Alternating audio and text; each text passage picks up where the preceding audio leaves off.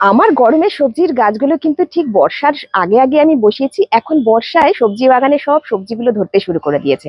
আর সবজিগুলোর quality আপনারা দেখেছেন, বীজগুলো কিন্তু সব হাই কোয়ালিটির বীজ আমার বাগানে বসিয়ে তারপরে আপনাদেরকে কিন্তু দিয়েছি। আর এখন সবজি বাগানে যে সবজিগুলো হচ্ছে তার সাথে সাথে কিন্তু আমরা নতুন করে আবার সবজির বীজ বসাতে শুরু করব। এখন মানে এই জুলাই, অগস্ট আর সেপ্টেম্বর মাসে আমরা যে বীজগুলো বসাবো তার মধ্যে থাকছে শিম, বিনস, শসা, টমেটো, কাঁচা লঙ্কা, বেগুন। আর লিফি ভেজিটেবলস এর মধ্যে থাকছে ধনিয়া পাতা আর পালং শাক। এই যে 8 রকমের সিডস এর প্যাক, এটার নাম আমরা দিয়েছি অটাম সিডস প্যাক। এই 8 রকমের সিডস প্যাক আপনারা নিতে পারবেন মাত্র 179-এ। All India free delivery.